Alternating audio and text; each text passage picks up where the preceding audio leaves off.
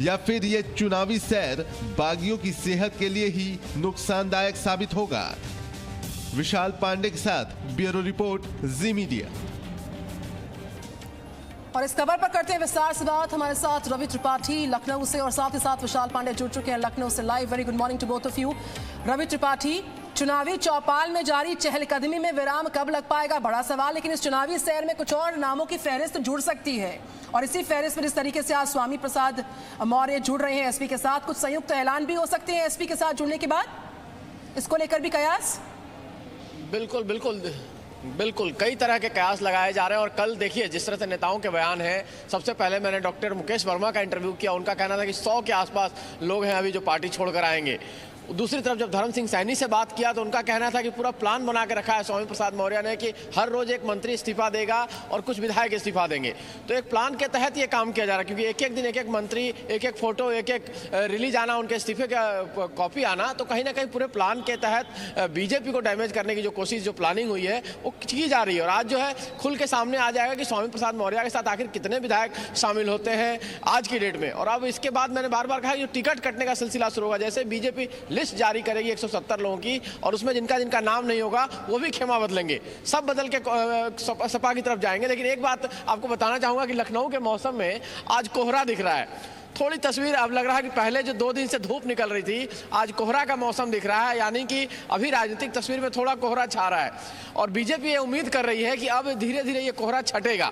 जो 2 दिन तक सपा के लिए मौसम साफ था, आज कोहरा है। और आज के बाद 14 तारीख के बाद, मकर संक्रांति के बाद उत्तरायण कहा जाता है कि सूर्य उत्तरायण की तरफ जाते हैं, ये शुभ माना जाता है। तो बीजेपी मान रही है कि आज के बाद उनके दिन ठीक होने वाले हैं और जो गणित है खास तौर पे, जो जाने वाले थे वो चले जाएंगे और जो उनके साथ मजबूती से टिके रहेंगे वो आगे करके चलेंगे और विकास के नाम पर, गुंडागर्दी को खत्म करने के नाम पर ये चुनाव लड़ेंगे और उसी नाम पर चुनाव जीतेंगे। बिल्कुल विशाल पांडे, जिस तरीके से रवि ने कई अहम बातों का जिक्र किया, इन सबके बीचों बीच टिकट कटने और टिकट बंटने के बीच की जो रस्साकशी है, उसमें जो आवागमन नेताओं का जारी है, उसी फहरिस्त में कुछ और नाम जुड़ सकते हैं, इसका तो हमने जिक्र किया। लेकिन अपेक्षाएं पूरी न होने पर उपेक्षित होने के आरोप लगाकर एक एक कर दलों से छिटकना किस तरीके से वाजिब है? देखिए निधि, किसी भी चुनाव से पहले जब कोई भी नेता एक पार्टी छोड़कर दूसरी पार्टी में जाता है तो वो कमोबेश यही आरोप हमेशा लगते आए हैं हर राजनीतिक दल पर। अब अगर हम आज की बात करें, स्वामी प्रसाद मौर्य के साथ तमाम लोग आज दोपहर 12:30 बजे समाजवादी पार्टी में शामिल होने जा रहे हैं। अखिलेश यादव प्रेस कॉन्फ्रेंस करेंगे आज दोपहर 12:30 बजे और उसमें क्योंकि हमें जानकारी मिल रही है कि 10 से 12 सिटिंग विधायक स्वामी प्रसाद मौर्य के साथ मौजूद रह सकते हैं। इसके अलावा अब कोई बड़ा चेहरा बीजेपी की तरफ जाएगा अभी थोड़ा कहना मुश्किल होगा, या बीजेपी से सपा की तरफ जाएगा ये भी कहना थोड़ा मुश्किल होगा, क्योंकि अगर हम पूरी रणनीति देखें दोनों ही पार्टियों की, अब तक उत्तर प्रदेश में लगभग 5 से 6 विधायक बीजेपी अपनी पार्टी में शामिल करा चुकी है अलग अलग दलों के, और इसके साथ ही साथ समाजवादी पार्टी बीएसपी और बीजेपी के लगभग आप ये मान के चलिए कि 20 विधायकों के आसपास अब तक समाजवादी पार्टी में शामिल करा चुकी है या शामिल कराने वाली है, जिन लोगों ने इस्तीफे का ऐलान कर दिया है। कुल मिलाकर आप ये कह सकती हैं कि चुनाव से पहले जातिगत समीकरण को फिट करने की यह कोशिश है और साथ ही साथ जो लोग नाराज रहे हैं अलग अलग कारणों से वो अपना पाला बदल रहे हैं। लेकिन असली पिक्चर उत्तर प्रदेश की तब साफ होगी जब सभी पार्टियों के टिकट बढ़ जाएंगे और खासतौर पर बीजेपी और समाजवादी पार्टी के टिकट जब बाहर आ जाएंगे तब जाकर उत्तर प्रदेश की असली तस्वीर साफ हो पाएगी। निधि, बिल्कुल। और रवि त्रिपाठी, उत्तर प्रदेश की जिस असली तस्वीर का जिक्र विशाल पांडे कर रहे हैं, वो तस्वीर साफ कब तक होगी? सूची के जारी होने की औपचारिकता पूरी कब तक हो जाएगी? इसको लेकर क्या जानकारी मिलती हुई अंदर खाने से रवि त्रिपाठी? नहीं, देखिए तस्वीर साफ होने की बात है कि माना जा रहा है कि आज देर शाम तक या कल सुबह बीजेपी की जो पहली लिस्ट जारी होगी कल सुबह तक जारी हो सकती है, मैक्सिमम चांस है कल का। लेकिन ये माना जा रहा है कि जब सारी लिस्ट की बात, जब विशाल जो कह रहे हैं, तो सारी लिस्ट जारी होने में टाइम लगेगा, क्योंकि देखिए लंबे फेजेज हैं, 7 फेजेज में चुनाव है और फेज वाइज एक तरह से लिस्ट जारी होगा। जो 172 की लिस्ट जारी होगी उसमें ज़्यादातर पश्चिम के लोगों के नाम जारी होंगे, जिसमें पश्चिम में चुनाव हो चुकी पहला फेज, दूसरा फेज और तीसरा फेज। मान के चलिए कि पश्चिम उत्तर प्रदेश से शुरुआत हो रहा है और धीरे धीरे धीरे पूरब की तरफ आएगा चुनाव, तो एक एक करके लिस्ट जारी होगा और एक एक करके नाराजगी भी आपको दिखेगी। लेकिन कुल मिलाजुलाकर जो सबसे बड़ा डैमेज बीजेपी को होना था वो लगभग हो चुका है। बीजेपी के नेताओं से कल जो बात हो रही थी वो ये मान के चल रही थी कि जो लोग बाहर से आए थे, खासतौर पर देखिए ये जो नाम, जितने नाम, बड़े नाम, स्वामी प्रसाद मौर्य हो, बाकी धर्म सिंह सैनी हो, चाहे आप इनको दिदारा सिंह देखिए, ये लोग सब बाहर दूसरी पार्टियों से बीजेपी में आए थे पिछली बार। और ये कहा जा रहा है बीजेपी की तरफ से कि अब उनको पता चल गया कि सत्ता के लालच में जो लोग आते हैं वो फिर सत्ता के लालच में चले जाते हैं, तो उनको ऐसा लग रहा है कि सत्ता परिवर्तन हो सकता है। एक बात और बीजेपी की तरफ से कहा जा रहा है, बीजेपी और आरएसएस के नेताओं का, लोगों का मानना है कि चूंकि इनको लग रहा था कि जो गरीब और दलित है, जो पिछड़ा है, उसका असली नेता आज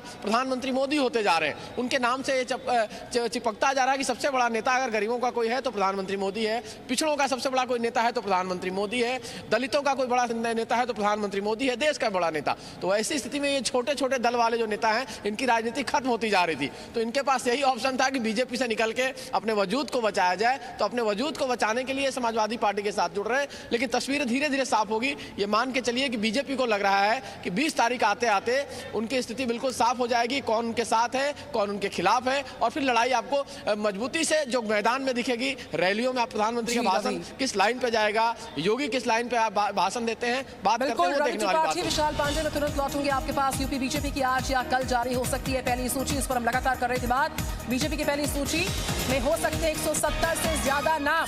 जो पहली लिस्ट आ सकती है उसमें 170, देखिए 170 नाम शामिल हो सकते हैं।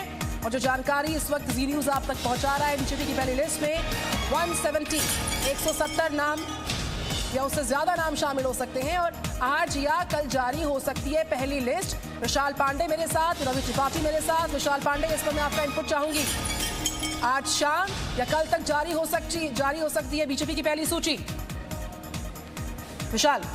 बिल्कुल निधि, क्योंकि जानकारी यही मिल रही थी कि 14 जनवरी से लेकर 15 जनवरी के बीच में बीजेपी की पहली लिस्ट आ सकती है। बीजेपी ने लगभग 209 नामों पर कोर ग्रुप में चर्चा किया था, लेकिन जो सीसी की बैठक हुई थी उसमें 172 नाम फाइनल किए गए हैं। और उन 172 नामों में जहाँ पहले चरण में, दूसरे चरण में और तीसरे चरण में जहां जहां चुनाव है, वहां की कुछ कुछ सीटों पर अब नाम फाइनल कर लिए गए हैं और कल तक ये लिस्ट आ सकती है, इस बात की संभावना ज्यादा है। अधिकतर पश्चिमी उत्तर प्रदेश में अभी फोकस है, ब्रज के क्षेत्र में फोकस है और कानपुर बुंदेलखंड क्षेत्र के टिकटों पर यह चर्चा हुई है। और क्योंकि कुछ बड़े नाम जो जिनका टिकट लगभग फाइनल है, जो चुनावी मैदान में आ सकते हैं, जैसे नोएडा से पंकज सिंह, अलीगढ़ की अतरौली विधानसभा सीट से कल्याण सिंह के पोते संदीप सिंह का, सरधना मेरठ में संगीत सोम, कुछ ऐसे बड़े नाम हैं जिनका टिकट लगभग फाइनल माना जा रहा है। लेकिन अभी लिस्ट आज के बाद कभी भी आ सकती है और बीजेपी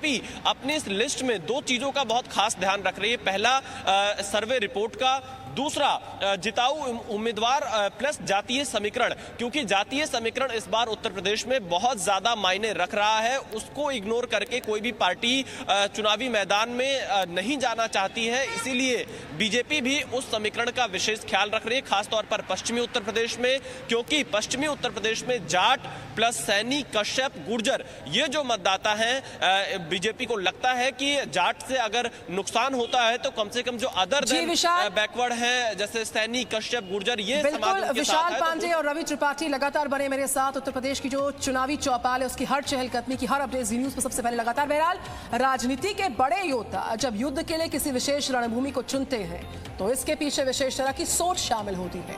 बीते 24 घंटे में एक खबर सुर्खियों में है कि योगी आदित्यनाथ अयोध्या से विधानसभा का चुनाव लड़ सकते हैं।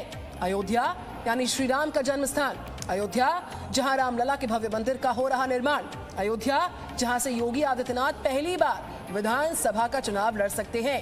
ये बीजेपी की 2014 वाली ही रणनीति है।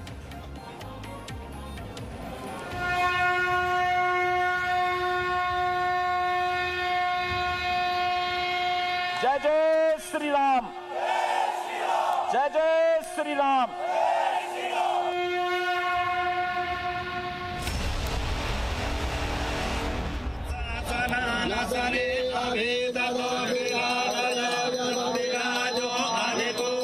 ढाई वर्ष में मैं स्वयं 1.5 दर्जन बार अयोध्या आ चुका हूं।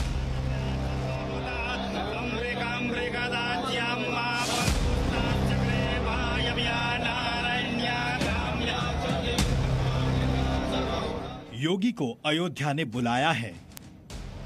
राम जन्मभूमि के लिए कौन ऐसा हिंदू है जिसकी भुजाएं न फड़कती रही हो कि कब अयोध्या में राम मंदिर के निर्माण का मार्ग प्रशस्त होगा।